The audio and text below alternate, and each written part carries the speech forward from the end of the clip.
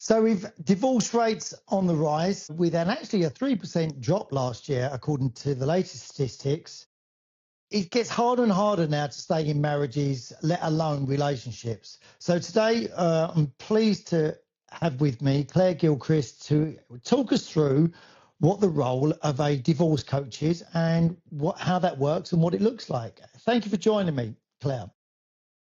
Thank you for having me, Elliot. I am so happy to be here. So, yes, go on. So to tell us first of all, because obviously a divorce coach, how does that all work?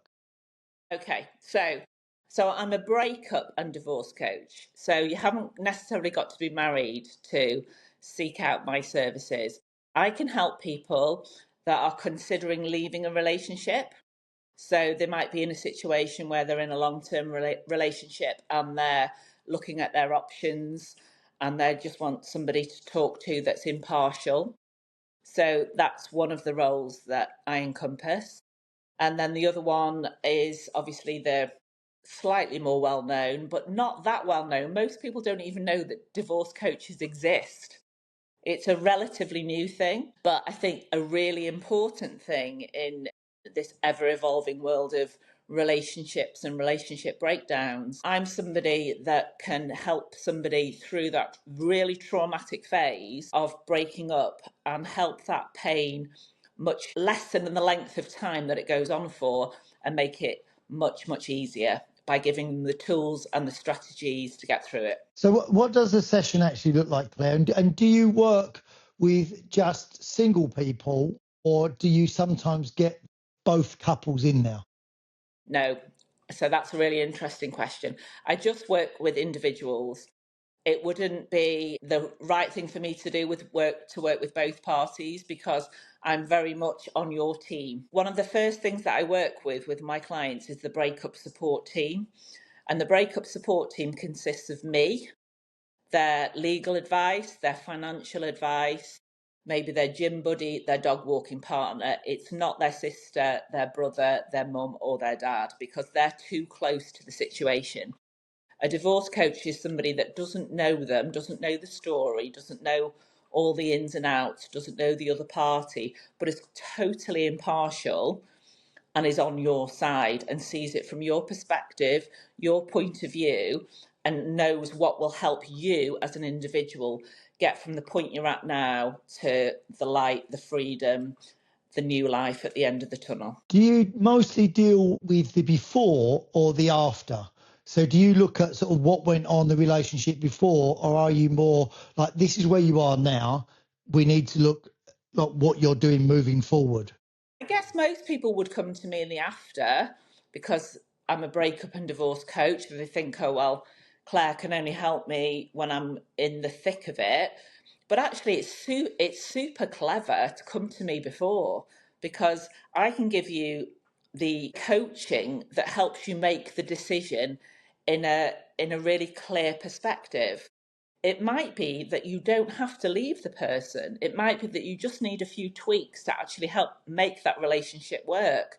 So that's kind of, I think of myself sometimes as a relationship and a divorce and breakup coach because some of the people that I've worked with have ended up staying together and are still together and are working really well and in happy long-term relationships. Those are the happy endings, but also the people that come to me in a total mess. They don't know, they can't get out of their pajamas, they're drinking too much, they're not leaving the house, they're literally functioning but not functioning. I can help them start to piece and put their life back together and start to give them hope and goals for the future.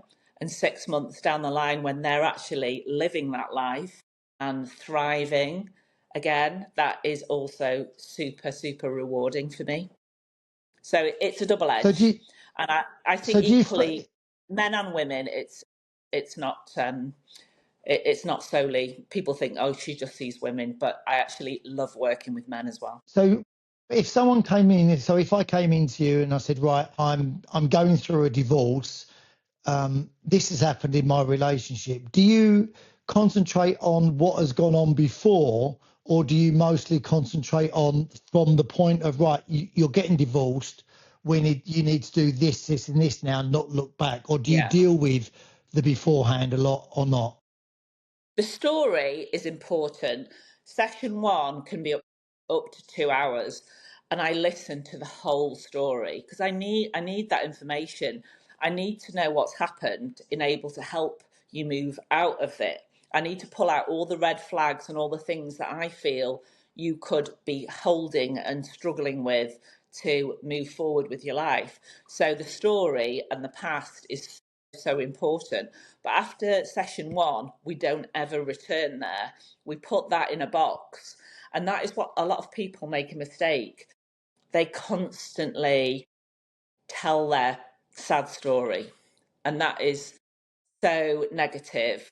It's such a difficult thing for people to process because they're constantly reliving it. And that's why your sister, your mum, your best friend can't help you because they've lived the sad stories with you. And they're constantly going to remind you of those things. Whereas I'm impartial. I've not lived through it. I've heard it once. I know what's happened. I don't need to hear it again. I pick out the issues and the problems, and then from week two, then we work on how we're going to fix that and how we're going to move forward. And we never, ever go back there. It's shut away, the padlock's on, the key's thrown, end of. And that's where your new life begins. So I would imagine, like you referred to before, that a lot of your clients would be female, but are you finding that more and more males are coming to see you now as well? Yeah. I think men are becoming a lot more open to coaching. It's a really positive thing.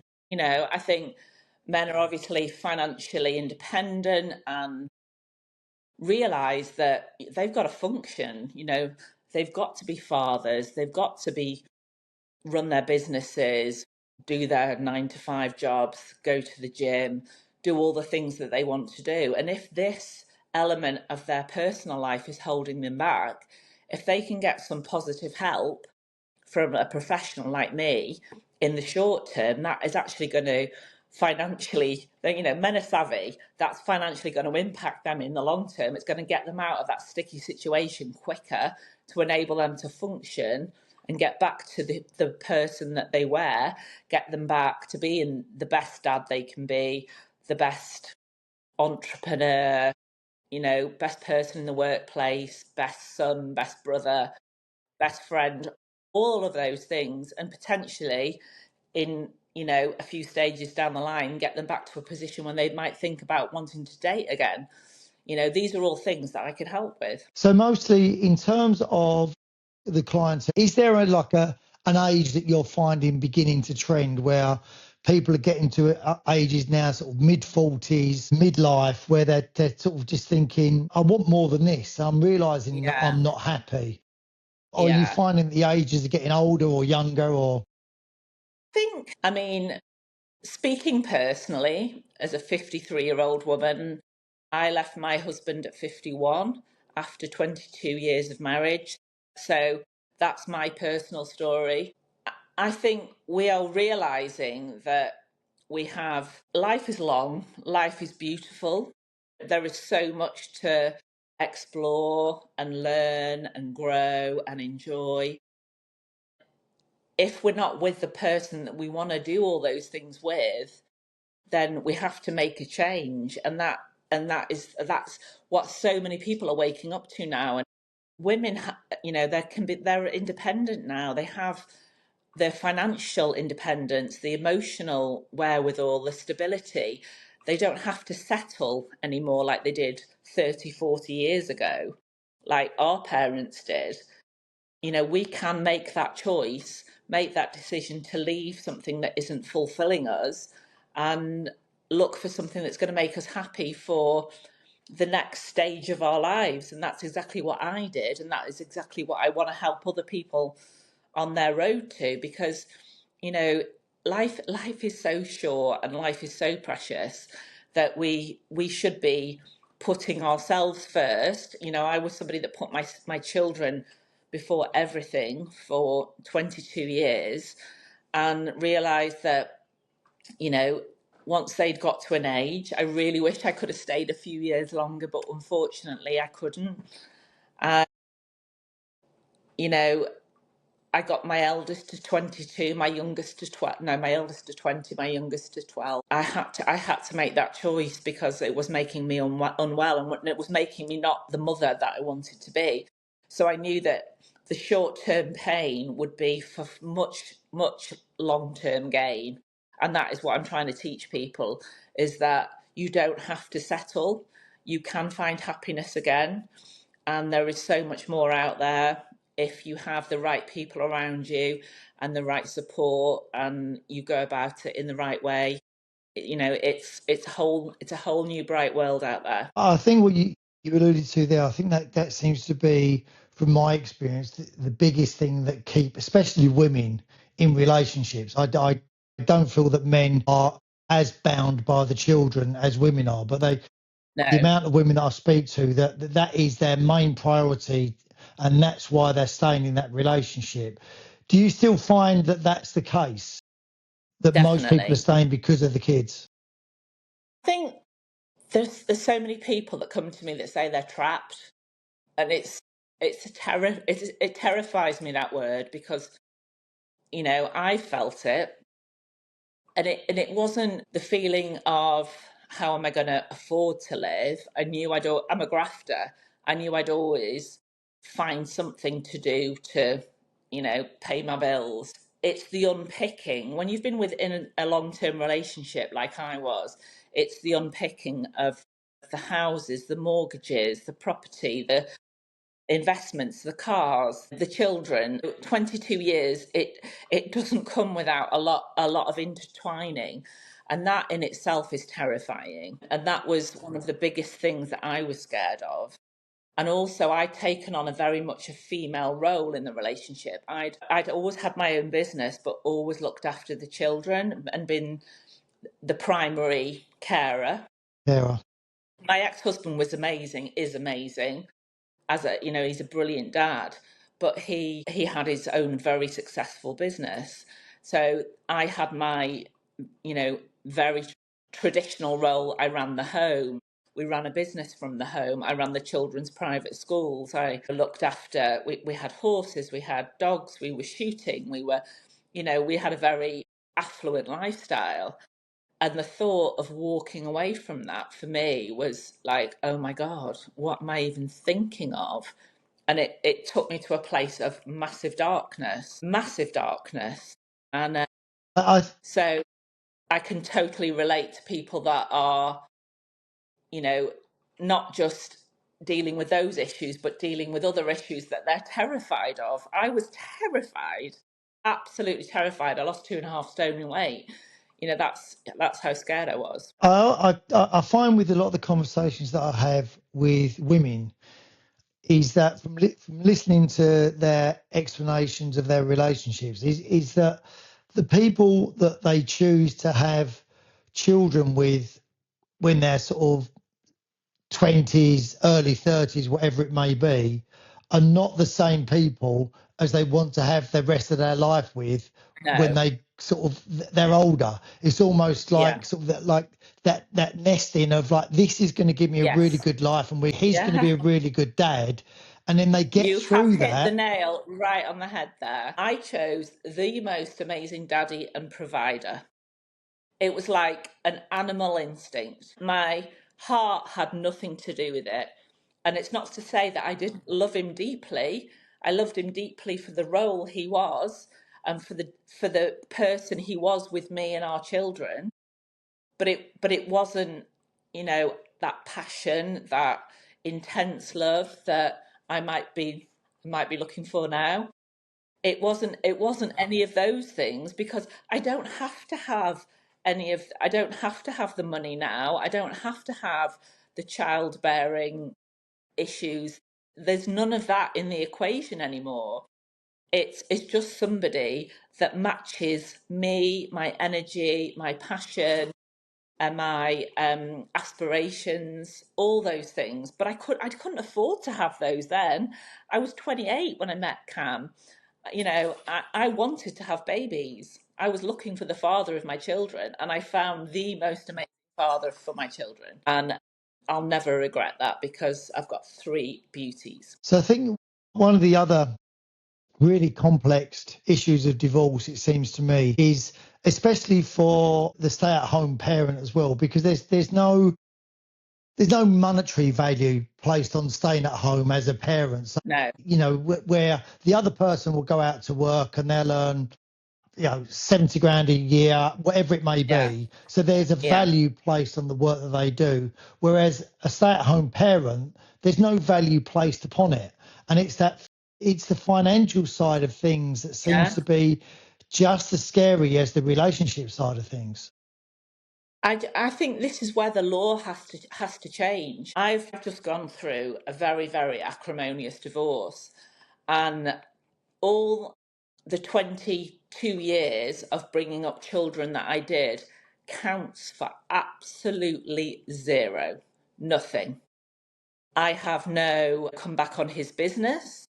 I have no comeback on his pension. I have nothing. All I have is the equity in the property that we built up together. Luckily, that is substantial, so I'm fine. But these women that might live in rented accommodation, that might purely be a home giver, mother, full-time mother, the most important job in the world, what do they have? They have nothing. And it's terrifying. The law does not protect women in our situation. I've experienced it personally. And I always thought, I've married a very successful guy. I've worked my arse off in my own businesses. I had a model agency for 10 years. I had a horse livery yard, and then I had a wedding events business. I've walked away with none of that, purely the equity in the bricks and mortar that we grafted on together. None of his business. So the fact that I looked after his children while he was building that business counts for nothing. Yeah. Absolutely nothing. This is the terrifying thing. And this is what I think people need to understand, and where the law needs to change, because it's not right. How does that count for nothing? Well, I supported him while his business flourished, and he still has that multi-million-pound business. I left him 2 years ago, and I retrained as a divorce coach to support myself, because all I have is the equity in the property and the house that I'm living in, but literally nothing to pay my bills other than what I'm earning from my coaching business right now. So I think that's the thing. His value will be placed upon the business. So if whatever business they have, they'll say, right, that's worth X amount. But there's no value then placed upon, well, hold on, I've raised sort of 2 kids, 3 kids, 1 kid, whatever it may be. Yeah. I think in other countries, I think it's the case in America. I think it's divorce is just 50-50 of all the assets where they stand at that moment. And then because you're seen as, which to me is what marriage is, it's a partnership. So one person supporting the other person. You have your roles. We were a brilliant team, in that we were the best team for 20 years. We were the best team at flipping houses, producing beautiful, lovely children, living our lovely lifestyle. But that came at a cost, unfortunately, in that and this is actually going back to the relationship part of it. We didn't invest, unfortunately, in our relationship. We just invested in the growth of the children, the businesses, and the properties. We didn't invest in ourselves. And, that would be something that I would take away from it. I'm not going to go back to 20 years ago and live that life again. I'm 53, but that is something that I've really learned. And I would advise my 2 daughters and 1 son, marry the person that you see yourself growing old with, because it's a long haul out there. And if there's nothing left when the children start to fly the nest, what are you guys going to be left with, rattling around your beautiful home when there's nobody to share it with? Yeah. So that part of the divorce is very complicated. But in terms of looking now at the male, the female is in that divorce, and now they're looking at the what's next.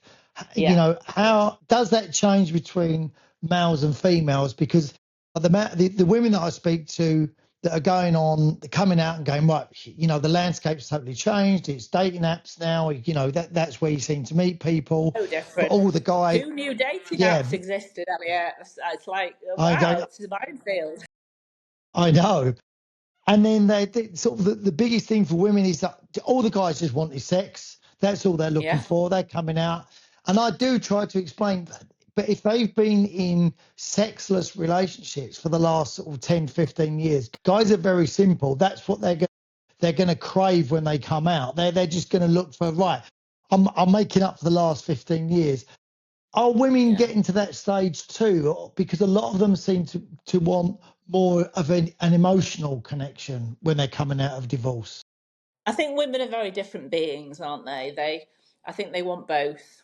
You know, I think they want both in equal measure. I can only speak from personal experience, but also I have friends that I think sex is really, really important, and it changes as you get older. And obviously, hormones and everything else plays a part as you're becoming into your late 40s and 50s.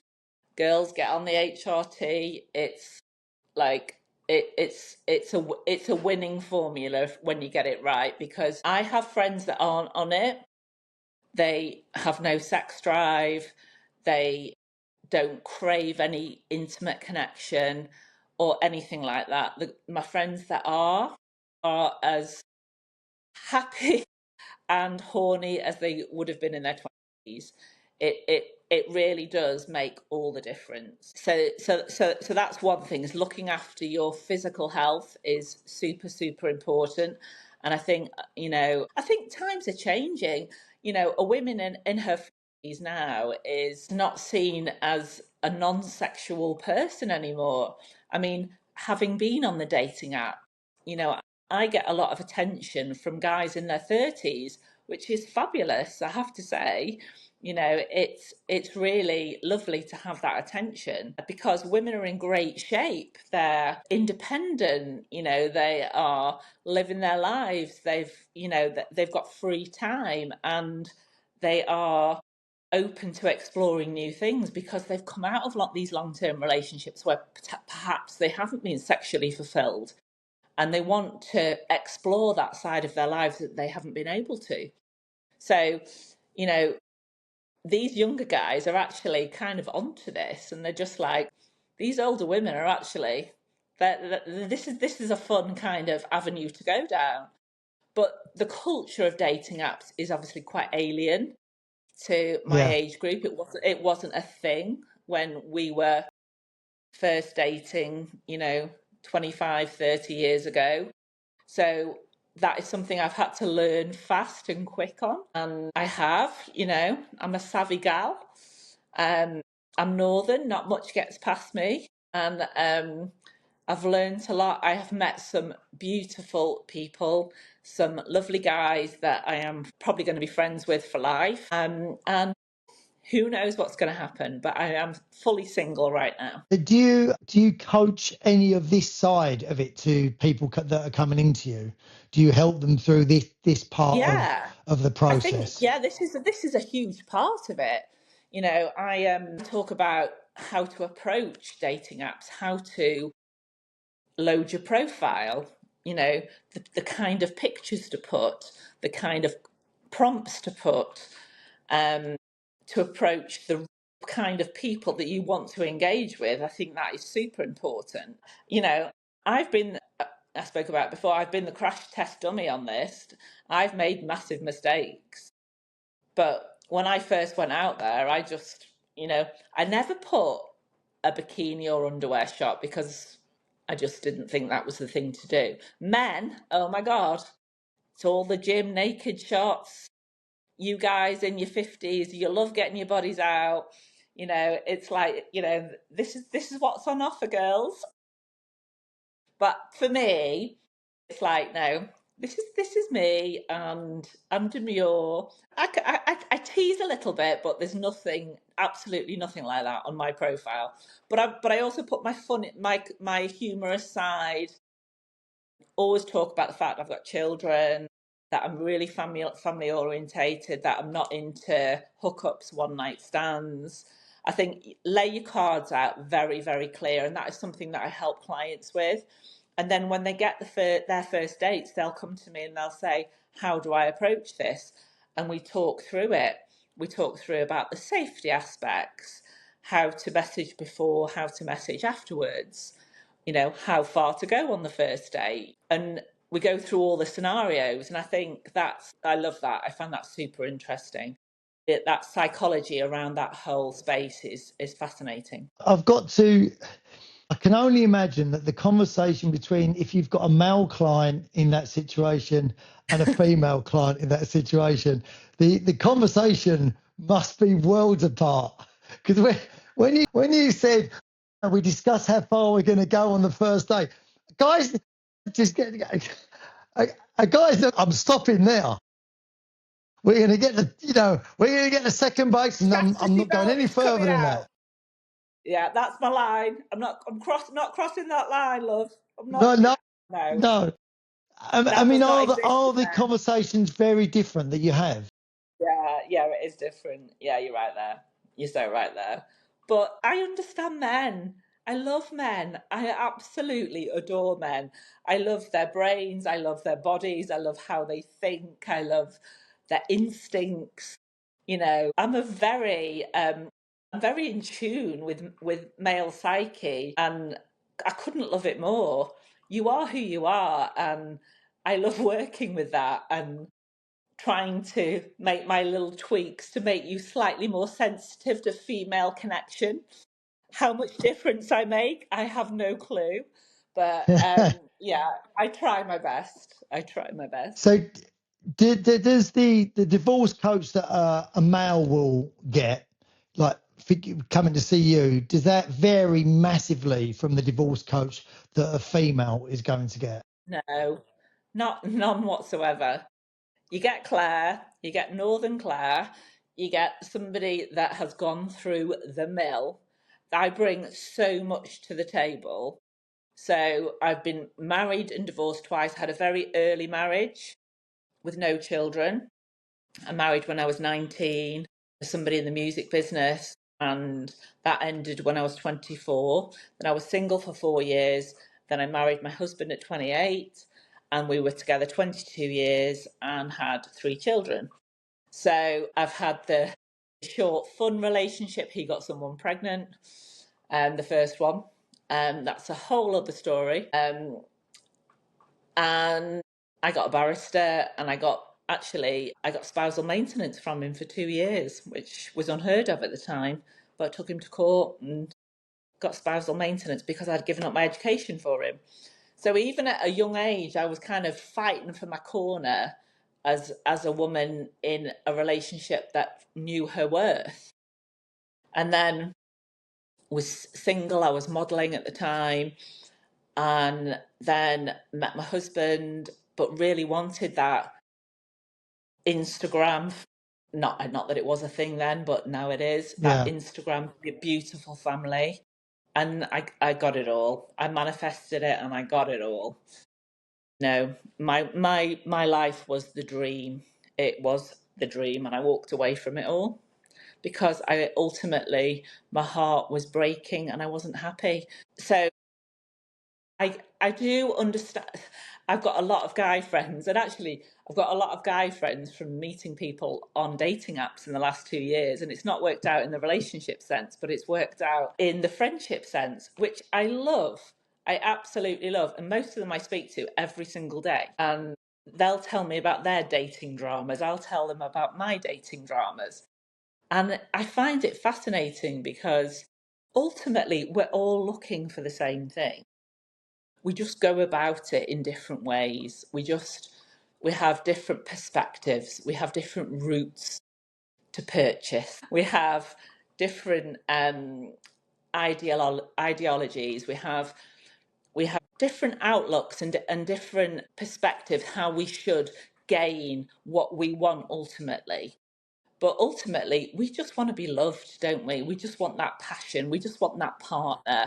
We want somebody to share our lives with, to have fun with, to have incredible sex with, to like the first person we think about in the morning, the last person we think about at night, the person we want to message when we've got a flat tire. We want that. We want our person.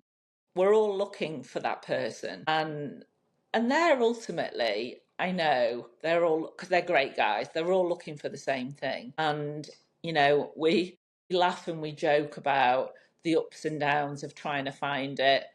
I got stood up 2 weeks ago, Elliot. I mean, what the hell?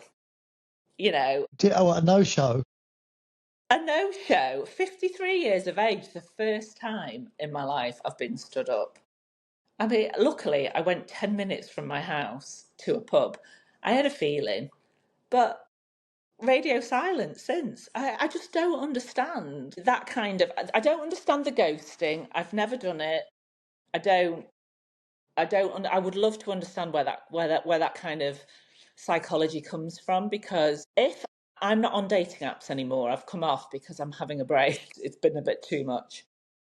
And I told every single person that I'd been chatting to, I'm going to go off the dating app now. I'm not ghosting you. I'm not disappearing.